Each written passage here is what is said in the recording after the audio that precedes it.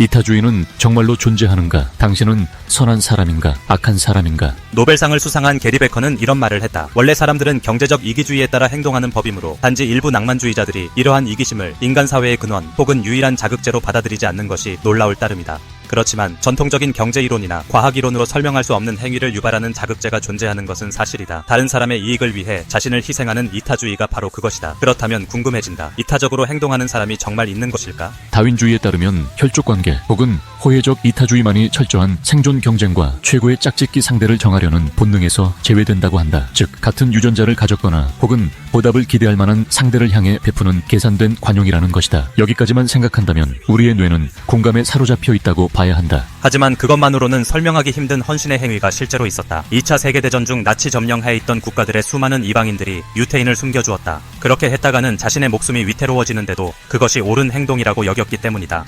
강제 수용소에 갇힌 유태인 노동자 1천여 명을 구출해낸 오스카 쉰들러가 대표적 인물이다. 그는 후에 이렇게 설명했다. 그들은 나를 위해 일했던 직원들이다. 누구나 아는 사람들을 두고서는 인간답게 행동할 수밖에 없지 않은가. 가톨릭 국제관계협회 국장인 이안 린든도 BBC와의 인터뷰에서 같은 얘기를 했다. 예전에 나는 짐바브웨에서 선교단체와 함께 일을 한 적이 있었습니다. 당시 짐바브웨는 전시 상황이었고 젠들러의 군대가 정권을 잡게 되었을 때였습니다. 나는 그때 그곳에서 선교 활동을 하던 신부님 한 분이 하셨던 말씀을 똑똑히 기억합니다. 내가 첫 번째 차량에 탈 테니 당신은 두 번째 차량에 타시오. 처음에는 그 말이 무슨 말인지 몰랐습니다. 물론 신부님의 말씀은 첫 번째 차량이 길에 깔린 지뢰를 먼저 밟게 될 터이니 나더러 안전한 두 번째 차량에 타라는 것이었습니다. 그의 그런 행동은 마치 집 주인이 손님을 문까지 배웅하는 것이 당연하듯이 자연스러웠고 완전한 무의식의 상태에서 배어나온 행위였기에 요란을 떨거나 과시하려고 하지도 않았습니다. 나는 방문자였고 그는 그곳에 선교를 하면서 살고 있는 사람이기에 누군가 지뢰를 밟을 수밖에 없다면 다리가 잘라져 나가는 일이라도 생긴다면 그건 손님인 당신이 아닌 당연히 자신이 되어야 한다고 생각한 거죠.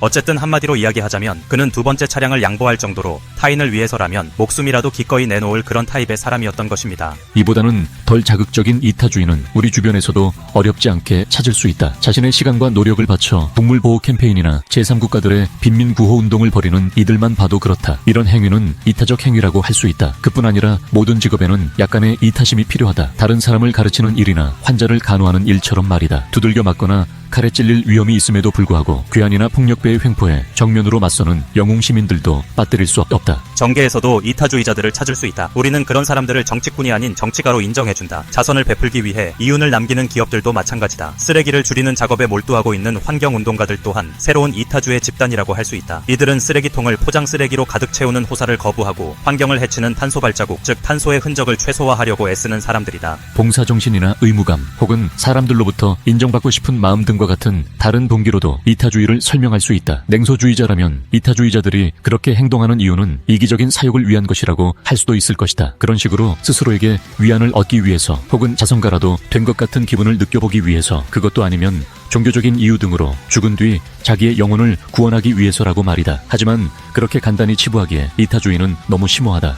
이타주의의 마음의 저자인 몰로는 그러한 숨겨진 동기들을 부인한다. 이타적인 행동을 하는 사람들은 자각하지 못하는 상황에서 그러한 행동을 하는 것으로 어떤 일에 대해 자신이 할 수 있는 범위를 살펴본 후 해야 할 필요가 있다고 생각하는 행동을 선택할 뿐이라는 것이다. 항상 이타적이어야 된다고 말하는 사람은 없다. 비록 공자가 그러한 무욕의 행위만이 문명이 제 역할을 하도록 만들 수 있다고 말하고 있더라도 말이다. 어쨌든 우리는 이타주의자들을 좀 더 높이 평가하고 인정할 필요가 있으며 스스로 좀 더 관대해지고 타인과 공감하는 법을 배워야 한다. 또한 이타주의를 사회적 선으로 가르칠 수도 있다. 이타주의가 자유시장의 기능을 저해할 것이 분명하다 해도 말이다. 하지만 지금으로서는 자기만 생각하지 않는 사람들이 존재한다는 사실에 만족하자. 우리 주변에는 봉사활동, 기부행위, 자선사업 등을 통해 이기주의보다 행복한 이타주의자가 되길 바라는 사람들이 많이 있다. 이타주의를 신봉한 대표적인 인물로는 중국의 묵가를 꼽을 수 있다. 묵가는 공자를 중심으로 한 유가와는 다른 독특한 가치관과 사상을 전개했으며 특히 이타주의 와 겸해를 강조한 것으로 유명합니다. 이타주의는 과연 실제로 존재할까? 인간 사회에서 이타주의는 끊임없이 논쟁되어 온 주제입니다. 이타주의는 과연 순수한 선의에서 비롯된 것일까요? 아니면 다른 동기가 숨어 있는 것일까요? 이타적인 성격형은 실제로 존재할까요? 이러한 질문에 대한 답을 찾기 위해 다양한 연구들이 진행되어 왔으며 최근 연구 결과들은 이타주의의 복잡한 면모를 드러내고 있습니다. 이타주의의 핵심은 대가를 바라지 않고 타인을 돕는 데 있습니다. 최근 신경과학 연구는 이타적인 행동을 할 때 뇌의 보상 중추가 활성화된다는 것을 보여주었습니다. 이는 우리가 타인을 도울 때 긍정적인 감정을 느끼고 이러한 감정이 이타적인 행동을 강화하는 역할을 한다는 것을 시사합니다. 즉, 이타적인 행동은 선한 마음에서 비롯될 수 있지만 동시에 개인에게 보상을 제공하는 측면도 있다는 것입니다. 최근 유전학 연구는 이타적인 성향이 유전적인 영향을 받을 수 있다는 가능성을 제시합니다. 특정 유전자 변이가 공감 능력이나 친사회적 행동과 관련이 있다는 연구 결과가 발표되면서 이타적인 성격형이 어느 정도는 타고날 수 있다는 주장이 힘을 얻고 있습니다. 하지만 이타적인 성격은 유전적 요인뿐만 아니라 환경적인 요인에도 영향을 받습니다. 어린 시절의 경험, 교육, 사회적 환경 등이 이타심 발달에 중요한 역할을 합니다. 따라서 이타적인 성격은 타고나는 것이라기보다는 유전과 환경의 상호작용을 통해 형성되는 것으로 보는 것이 더욱 적절합니다. 문화는 이타주의에 큰 영향을 미칩니다. 집단주의 문화에서는 개인주의 문화보다 이타적인 행동이 더 많이 나타나며 이는 집단의 이익을 중시하는 문화적 가치와 연결됩니다. 성별에 따른 이타주의의 차이도 존재합니다. 남성은 위험을 감수하는 영웅적인 이타심을 보이는 경향이 있는 반면 여성은 돌봄과 봉사와 관련된 이타심을 보이는 경향이 있습니다. 하지만 이러한 차이는 생물학적인 차이보다는 사회적 역할과 기대에 의해 형성된 것으로 보는 견해가 지배적입니다. 긍정적인 감정은 이타적인 행동을 촉진합니다. 행복감, 감사함, 희망과 같은 긍정적인 감정을 느낄 때 우리는 타인에게 더 관대해지고 도움을 줄 가능성이 높아집니다. 이는 긍정적인 감정이 우리의 시야를 넓혀주고 타인에 대한 공감 능력을 향상시키기 때문입니다. 반면 죄책감이나 슬픔과 같은 부정적인 감정도 이타적인 행동을 유발할 수 있습니다. 이는 부정적인 감정을 완화하고 자신의 이미지를 개선하려는 동기에서 비롯된 것으로 볼 수 있습니다. 진화 심리학자들은 이타주의가 인간의 생존과 번영에 기여하는 적응적인 행동이라고 주장합니다. 친족 선택 이론은 유전적으로 가까운 사람을 도움으로써 자신의 유전자를 보존하려는 본능을 설명하며 상호 호혜성 이론은 타인을 도움으로써 미래에 도움을 받을 가능성을 높이는 전략을 설명합니다. 최근 연구는 이타주의가 유전적인 요인뿐만 아니라 문화적인 진화의 결과라는 것을 보여줍니다. 인간은 사회적 학습과 문화 전달을 통해 이타적인 행동을 배우고 발전시켜 왔습니다. 이는 이타주의가 단순한 본능을 넘어 사회적 규범과 가치로 자리 잡았음을 의미합니다. 이타주의는 복잡하고 다층적인 현상입니다. 순수한 선의에서 비롯되기도 하고 개인적인 이익이나 사회적 기대와 연결되기도 합니다. 하지만 이타주의가 우리 사회에 긍정적인 영향을 미치는 것은 분명합니다. 이타적인 행동은 개인의 행복과 사회적 유대감을 증진시키고 더 나아가 사회 전체의 발전에 기여합니다. 우리 모두가 조금 더 이타적인 사회를 만들기 위해 노력한다면 더 따뜻하고 행복한 세상을 만들 수 있을 것입니다. 천박하고 치사하고 혐오스럽고 악마적이고 잔인하고 이기주의적이고 모사꾼 기질을 확인해주는 사실들을 찾아내도록 하라. 당신이 어제 했던 모든 말과 모든 행동에서 찾아보라. 당신은 선한 사람인가? 악한 사람인가? 이에 대한 대답으로부터 수많은 결론이 나온다. 아무튼 사람들이 그렇게 생각한다. 왜냐하면 이 질문에 의미를 부여하기 때문이다.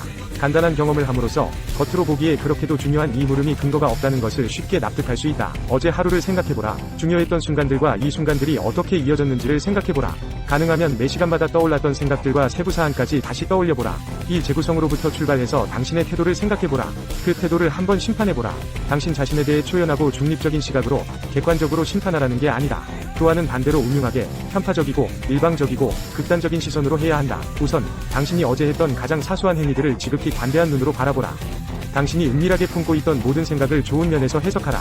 어제 하루 내내 당신이 얼마나 헌신적이고 주의 깊고 이타적이고 공점심 많고 사심 없고 겸손하고 똑똑하고 인간적이고 남을 생각하고 인정 많고 공손했는지를 바라보라. 전혀 그렇게 보이지가 않는다고요? 처음엔 물론 그럴 것이다. 이번 경험의 목표는 어제 당신이 했던 일과 행위들을 위와 같은 각도에서 바라보는 데에 이르는 것이다.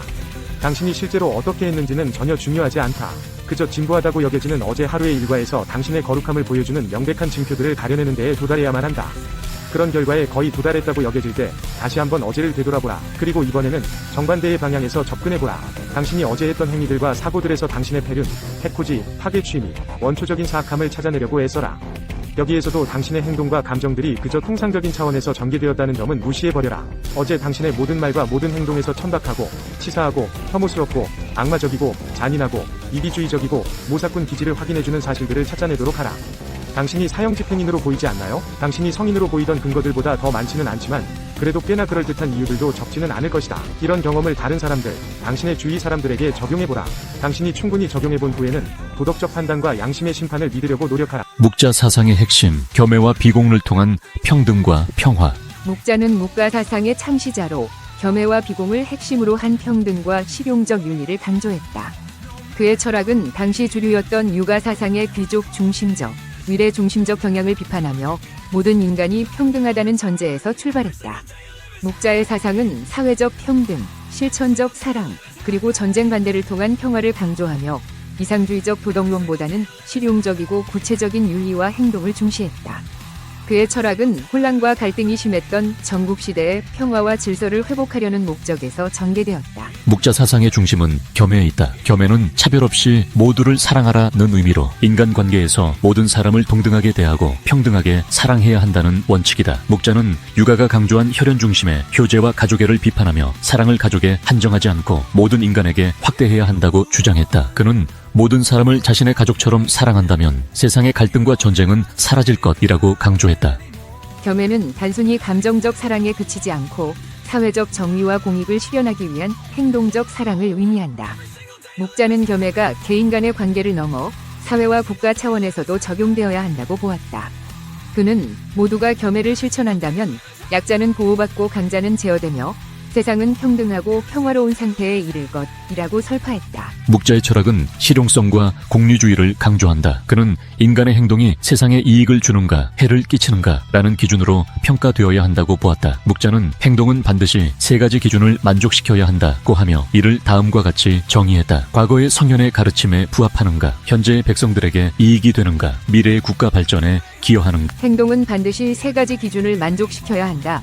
는 이러한 기준은 묵자가 도덕을 이상적이고 추상적으로 보지 않고 구체적인 결과와 사회적 효용에 따라 평가했음을 보여준다. 그는 실질적으로 세상을 이롭게 하는 행동을 윤리적이라고 보았으며 백성의 삶을 안정시키고 국가의 이익을 가져다주는 것이야말로 최고의 선이라고 주장했다. 묵자의 또 다른 핵심 사상은 비공, 즉 공격하지 말라는 전쟁 반대 사상이다. 묵자는 전쟁이 인간의 생명과 재산을 파괴하고 사회적 혼란을 초래한다고 보았다. 그는 전쟁은 개인의 이익과 권력을 위한 잔혹한 행위일 뿐이라며 전쟁을 가장 비도덕적인 행동으로 규정했다. 묵자는 국가 간의 평화를 유지하기 위해서는 전쟁을 정당화하려는 어떠한 논리도 철저히 배격해야 한다고 주장했다. 그는 공격적인 전쟁은 모든 백성에게 고통을 안겨주며 정당성을 가질 수 없다고 단언하며 국가 간의 갈등은 대화를 통해 해결해야 한다고 역설했다. 또한 묵자는 비공 사상을 실천하기 위해 실제로 군사기술을 익히고 방어 시스템을 설계하며 전쟁을 막기 위한 구체적인 행동을 보여주기도 했다. 묵자는 유가의 의례와 사치스러운 삶을 강하게 비판하며 검소하고 소박한 삶을 강조했다. 그는 의례와 장례식 같은 복잡한 의식이 백성들에게 경제적 부담을 주고 사회적 불평등을 심화시킨다고 보았다. 묵자는 사회적 자원은 백성의 생계를 보장하고 공익을 증진하는 데 사용되어야 한다고 주장하며 사치와 낭비를 철저히 배격했다. 묵자의 검소함은 단순히 물질적 절약에 그치지 않고 삶의 본질을 찾는 과정으로 이어진다. 그는 과도한 욕망과 사치는 개인과 사회 모두를 병들게 한다고 보며 간소한 삶 속에서 진정한 평화와 자유를 찾을 수 있다고 믿었다. 묵자는 사회적 불평등을 비판하며 모든 인간은 평등하다고 주장했다. 그는 유가의 혈연 중심적 위계 질서와 귀족 중심의 사회 구조를 거부하며 평등과 민본주의를 강조했다. 묵자는 통치자는 백성을 위해 존재하며 백성의 행복과 복지를 최우선으로 삼아야 한다고 보았다. 묵자는 군주가 도덕적으로 완벽한 인물이 될 필요는 없다고 보았으며 대신 군주는 백성의 이익을 보호하고 공익을 증진하는 정책을 시행해야 한다고 주장했다.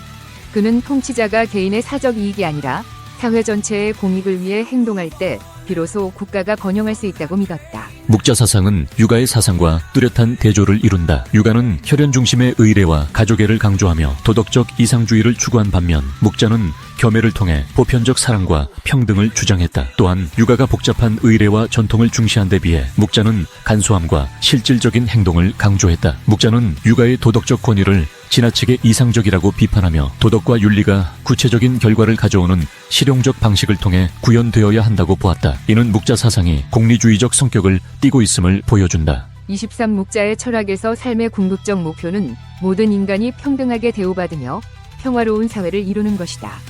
그는 전쟁과 갈등, 불평등과 사치가 없는 사회를 꿈꾸며 이를 실현하기 위한 실질적 방법론을 제시했다. 그의 겸해 사상은 단순한 이상적 철학이 아니라 실천 가능한 윤리적 지침으로 기능했다. 묵자는 인간이 모두 평등한 존재임을 깨닫고 서로를 사랑하며 갈등 대신 협력을 선택할 때 비로소 조화로운 사회를 만들 수 있다고 믿었다. 그는 삶을 결과 중심으로 보지 않고 매 순간 실천과 행동을 통해 평화를 구축해야 한다고 가르쳤다. 묵자의 사상은 현대 사회에서도 인간 평등과 전쟁 반대, 사회적 정의를 논할 때 중요한 철학적 기반을 제공한다. 그의 겸해 사상은 인종, 국적, 계급을 초월한 보편적 사랑과 평등의 가치를 강조하며 전쟁과 갈등이 난무하는 현대 사회에 실질적인 교훈을 준다. 또한 실용적 윤리를 중시한 묵자의 철학은 오늘날 공공정책과 사회적 의사결정 과정에서도 여전히 큰 통찰력을 제공한다. 결국 묵자는 인간관계와 사회적 조화를 통해 이상적 삶과 평화로운 세상을 실현하려는 철학자로 그의 사상은 당시의 혼란스러운 전국시대뿐 아니라 현대 사회에서도 빛을 발하는 보편적 가치를 담고 있다. 중국의 성현, 묵자의 가르침입니다. 5개의 송곳이 있다면 이들 중 가장 뾰족한 것이 반드시 무디어질 것이며 5개의 칼이 있다면 이들 중 가장 날카로운 것이 반드시 먼저 다를 것이다. 맛있는 샘물이 먼저 마르고 쭉 뻗은 나무가 먼저 잘리며 신령스런 거북이 먼저 불에 지져지고 신령스런 뱀이 먼저 햇볕에 말려진다. 그러므로 비간이 죽음을 당한 것은 그가 용감했기 때문이며 서시가 물에 빠져 죽은 것은 그녀가 아름답기 때문이며 오기가 몸을 망친 것은 그가 일을 잘했기 때문이다. 그러므로 너무 성하면 지키기 어렵다 라고 한 것이다. 뛰어난 목수가 길을 가다 큰 상수리 나무를 보았으나 그냥 지나쳤다. 그 상수리 나무는 수천 마리의 소를 가릴 정도로 컸고 굵기는 배가름이나 되었다. 배를 만들어도 수십 척을 만들 수 있을 정도였다. 목수의 수제자가 위아에서 물었다. 이처럼 훌륭한 제목을 보고도 거들떠보지도 않고 가시는 까닭이 무엇입니까? 묵자는 답했다. 그 나무는 쓸모가 없다. 배를 만들면 가라앉고 너를 짜면 곧 썩으며 문을 만들면 진이 흐르고 기둥을 만들면 좀이 생긴다. 그래서 아무 소용도 없는 나무라 저토록 장수할 수 있는 거야. 결국 그 큰 상수리 나무는 인간에게 쓸모없음을 쓸모로 삼아서 천수를 누린 것이다. 인간에게 쓸모있는 능력들을 겉으로 드러내지 않고 무용으로 안에 감추어 두는 것, 그것이 진정 마음을 비우는 것이다. 천수를 다하는 것이다. 그릇은 내부가 비어있기 때문에 음식을 담아 쓸 수 있고 방은 벽으로 둘러쳐진 중앙이 비어있음으로 해서 기거할 수 있다. 이와 마찬가지로 걸음을 걸을 때도 우리가 밟지 않는 곳에 땅이 있기 때문에 안심하고 걸을 수 있는 것이다. 만약 우리가 밟고 지나갈 자리에만 땅이 있다고 한다면 어지럽고 두려워 한 걸음도 떼어놓지 못할 것이다. 모든 것에는 정작 쓰이는 것보다 쓰이지 않는 것이 있어 진정 쓰임을 다하는 것이 많다. 그래서 정말 마음을 비운다면 그릇처럼 텅 비어 있어야 한다. 행여 자신이 그릇을 만드는 흙이라도 굽는 불이라도 되고자 한다면 그것은 마음을 비운 것이 아니다. 그렇게 완전히 마음을 비워야만 쓰임이 있고 자신도 천수를 누릴 수 있을 것이다.